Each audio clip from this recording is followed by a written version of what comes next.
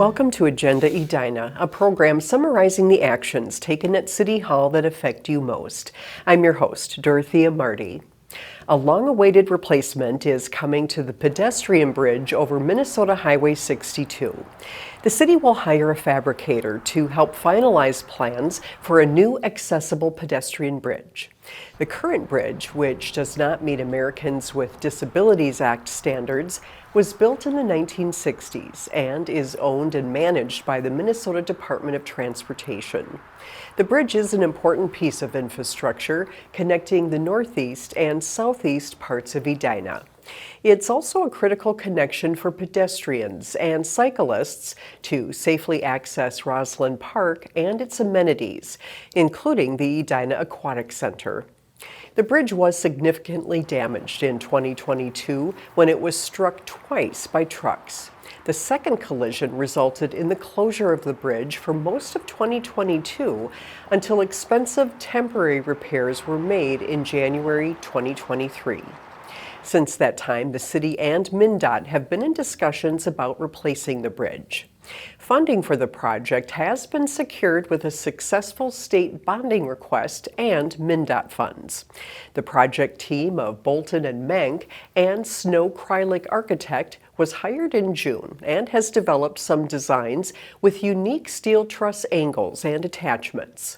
A bridge fabricator will be able to provide input on the attachment details of the facade and estimate costs at this stage, and eventually make the steel truss bridge itself.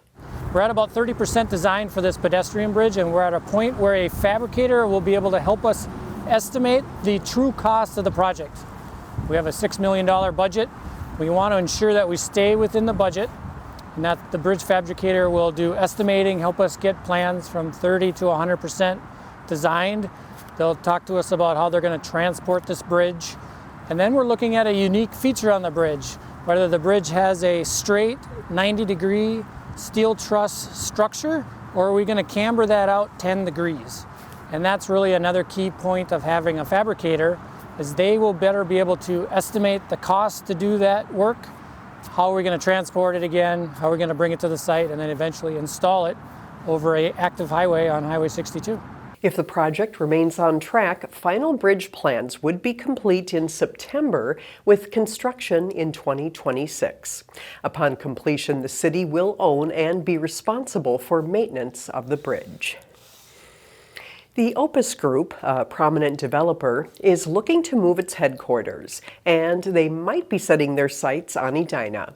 Opus is proposing to tear down the 4-story office building at 5100 Eden Avenue and build a new 112,000 square foot 5-story office building that would potentially include a restaurant or retail space on the first floor. Opus corporate headquarters would occupy a portion of the building. Opus presented a sketch last month to the Edina City Council.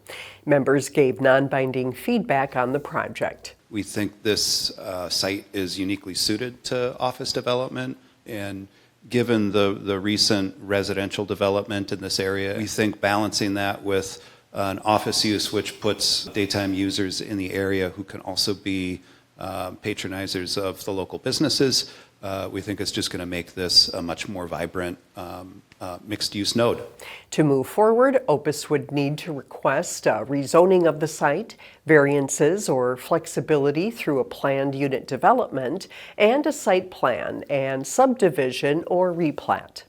Opus plan replaces a previous proposal for an apartment building and retail space on the site. That plan received preliminary approval in 2023. Edina lost a true legend last month when Willard Ikola passed away at the age of 92. Following a successful career as a hockey goalie, including leading the U.S. team to an Olympic silver medal, Coach Ike served as the Edina boys hockey coach from 1958 until 1991.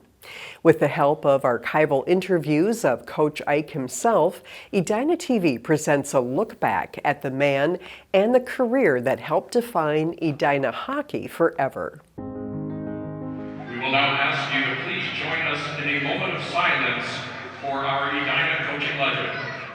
And just as it did for his coaching career, Coach Ikola's signature houndstooth hat will join the Hornets on the bench this evening. My first year at Edina High School hockey was Coach Ike's first year not coaching. I had grown up all these years watching my brothers play, looking at the fedora behind the bench, stern look, note card in hand, and always wanting to play for Ike and Edina hockey. Well, I got here in 57, 58. I came out of the service, and this was my first coaching job, was Edina. He was a motivator, he was good with words. He pulled you into the coach's room sometimes and you had some little one-on-ones, but it was all positive. Everything was positive, and that's what I can say about him, is the most positive guy I've ever met. At that time, there was nothing written about hockey. There was no manuals, no books written on hockey. The only way you learn as a coach is by talking to other coaches, which I did that summer.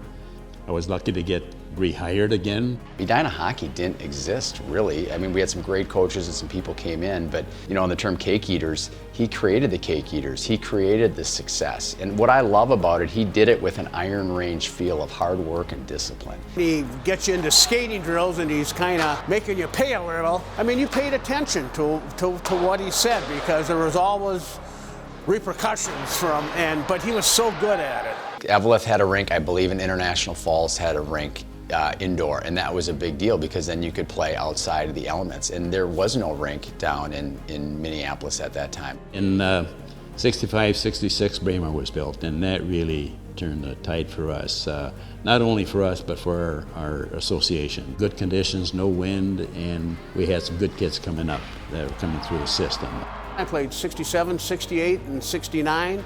69, we were the first state champions. He was really good at helping you keep your cool.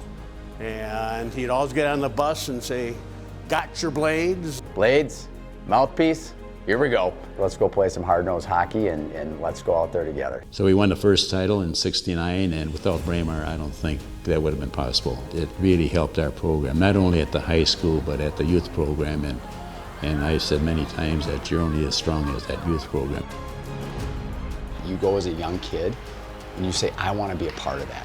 I want to be a part of that. And that's what I think has been really neat about the legacy of Edina hockey. But that's what he started, is I want to be a part of something. Everybody wanted to play for him. I mean, everybody was so focused on Ikola because he was such a predominant piece of Edina.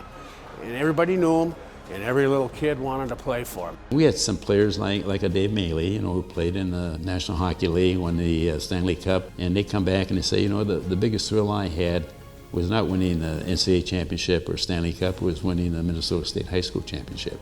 So when you hear that, you realize that it's a big thing, no question about it. His story still permeates, and now you look at all this stuff here, it's here, and he's done such a great job, and it's going to be a loss to the community to lose a pillar like that. These little kids know the name Ikola, and they know the fedora, and it's just going to be carried on, and with the statue of him at Braemar Arena, and the goal for all of us is to live the simple, humble, disciplined life of Willard and Lori Ikola.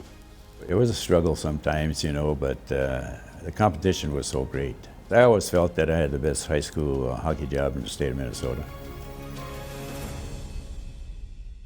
By the time he retired as an Edina high school coach in 1991, Coach Ike earned 616 career victories, 8 state championships, and was named Minnesota's High School Hockey Coach of the Year 6 times.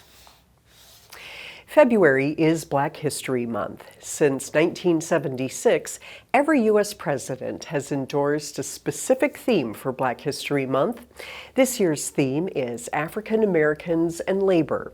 This month, pay tribute to the significant contributions of African Americans to the workforce throughout history. Thank you for watching this episode of Agenda Edina. I'm your host, Dorothea Marty.